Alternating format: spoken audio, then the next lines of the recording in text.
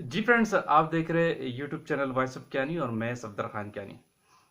अच्छा फ्रेंड्स, बहुत सारे सवाल आ रहे थे। एचपीएलसी के जो सॉफ्टवेयर है उसमें जो फाइल्स यूज होती है स्पेशली, जैसे कि प्रोजेक्ट फाइल हो गई, मेथड फाइल हो गई, सीक्वेंस फाइल हो गई, इंस्ट्रूमेंट फाइल हो गई, और इसके अलावा जो आपका मेथड फाइल होता है, ये इनमें क्या डिफरेंस क्या है, ये क्या एज एक्टिविटी करती है। तो इसको डिस्कशन किया जाए। इसमें बड़ी जो ऑपरेटर होता है अक्सर कंफ्यूज रहता है। इसके वाले से सवाल भी था सामने। तो आज की इस वीडियो में जस्ट ये देखेंगे जो एचपीएलसी का सॉफ्टवेयर है। मैं फोकस रखूंगा वाटर्स ब्रांड के लिहाज से जो सॉफ्टवेयर है एम्पावर 3, उसके हवाले से बात करूंगा। ठीक है, तो इस सॉफ्टवेयर में जो यूजिंग वाले जो फाइलें हैं उसको डिस्कस करते हैं, क्या कहती हैं और ये किस तरह यूज होती है। डिफरेंट सॉफ्टवेयर होते हैं। आपके पास शिमार्जो में अगर लैब सॉल्यूशन का सॉफ्टवेयर है, एलसी सॉल्यूशन का सॉफ्टवेयर है, तो उसके अंदर भी टर्मिनोलॉजी डिफरेंट होती है, लेकिन थीम सॉफ्टवेयर की सेम होती है, ऑपरेशन तकरीबन एक जैसा ही होता है। तो अगर हम बात करते हैं एम्पावर सॉफ्टवेयर के हवाले से, एचपीएलसी का जो है, उसमें अगर हम मेथड फाइल की बात करते हैं तो जिसको हम प्रोजेक्ट फाइल भी कहते हैं। अब सुनिएगा, मेथड फाइल और प्रोजेक्ट फाइल एक ही चीज़ है। ठीक है, इंस्ट्रूमेंट के सॉफ्टवेयर के अंदर जो मेथड फाइल होती है बेसिकली, ये वो फाइल होती है जिसमें आप अपने जो एनालिसिस के पैरामीटर्स होते हैं, जो आपके डॉक्यूमेंट पे एसओपी पे होते हैं, क्रोमोग्राफिक पैरामीटर्स, वो इसमें सेट करते हैं।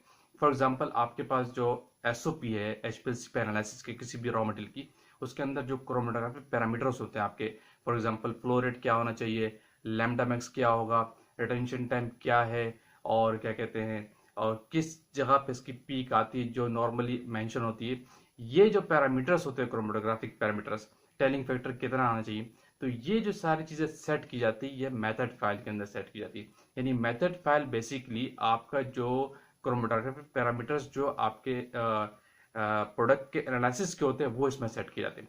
इसके तहत आपका इंस्ट्रूमेंट अपनी एनालिसिस को परफॉर्म करता है, अपने पैरामीटर सेट करता है। ठीक है, यानी इंस्ट्रूमेंट के अंदर मेथड फाइल या प्रोजेक्ट फाइल एक ही होती है, इन दोनों के एक ही नाम है।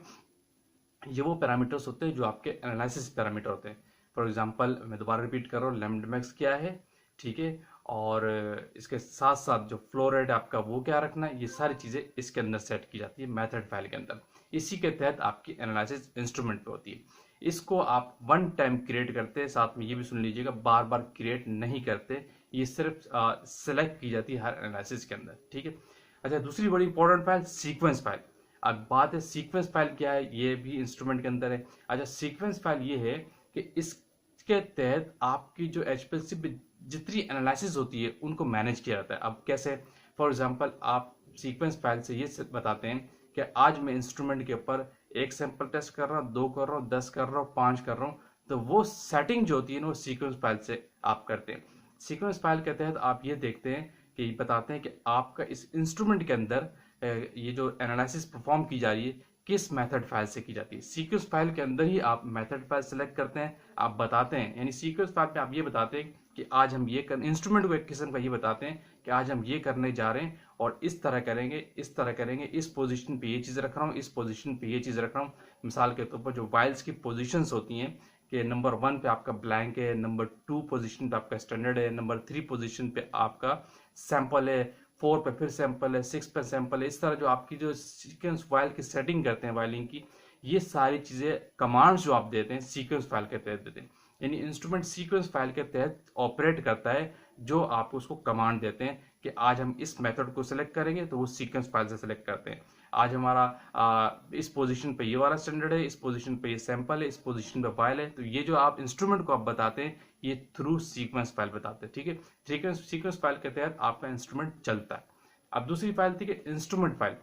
इंस्ट्रूमेंट फाइल बेसिकली जो आप प्रोसेस करते हैं इंटीग्रेशन, जब आपकी एचपीएलसी पर एनालिसिस हो जाती है, फिर आप डेफिनेटली इंटीग्रेशन करते हैं कि इंटीग्रेशन में आप क्या चेक करते हैं कि इंस्ट्रूमेंट पे पीक क्या थी, क्या आया और कैसी थी, किस पोजीशन पे थी, उसको आप चेक करते हैं। पीक एरिया क्या आया, रिटेंशन टाइम क्या था, ये इंटीग्रेशन के अंदर सारी चीज़ आ जाती है।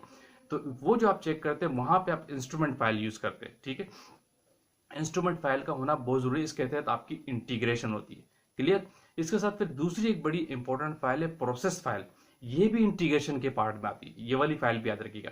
अब ये जो प्रोसेस फाइल है ये भी आपकी इंटीग्रेशन का पार्ट है। यानी जब आप एचपीएलसी पर एनालिसिस करने के बाद किसी भी क्रोमैटोग्राम को इंटीग्रेट करते हैं, आपके स्टैंडर्ड सैंपल प्लान को जब इंटीग्रेशन करते हैं तो उनको इंटीग्रेशन करने के बाद नेमिंग देते हैं आप। सारे नेमिंग देना सब ये इंटीग्रेशन में आता है, ठीक है। पीक नेम देना, सारी चीज़ें ये ऑटो भी आती है, लेकिन आप इंटीग्रेशन नॉर्मली प्रैक्टिस ये है कि इंटीग्रेशन में आप जब करते हैं तो फिर नेमिंग देते हैं।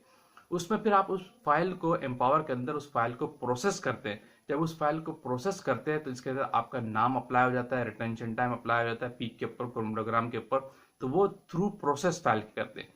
जब किसी फाइल को आप प्रोसेस कर देते तो एक फाइल प्रोसेस फाइल भी एक बार क्रिएट होती है और इंस्ट्रूमेंट फाइल भी एक बार इंस्ट्रूमेंट सॉफ्टवेयर के अंदर क्रिएट होती है। ये फाइल्स बार बार क्रिएट नहीं करते, जस्ट सीक्वेंस फाइल आपकी हर बार क्रिएट होती है और उसको आप सेव एज करते, ओवरराइट भी नहीं करते, ठीक है। उस फाइल को आप सेव एज करते हैं क्योंकि सीक्वेंस फाइल एक किस्म की आपकी रोज की एनालिसिस है जो आप इंस्ट्रूमेंट पे करने जा रहे हैं।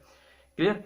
तो जो प्रोसेस फाइल है और इंस्ट्रूमेंट फाइल है ये इंटीग्रेशन का पार्ट है, और इंटीग्रेशन में जब आप किसी क्रोमैटोग्राम को प्रोसेस करते हैं तो उसमें इसी प्रोसेस फाइल के तहत ही करते हैं। जब प्रोसेस फाइल नहीं होगी तो आपकी इंटीग्रेशन नहीं होगी।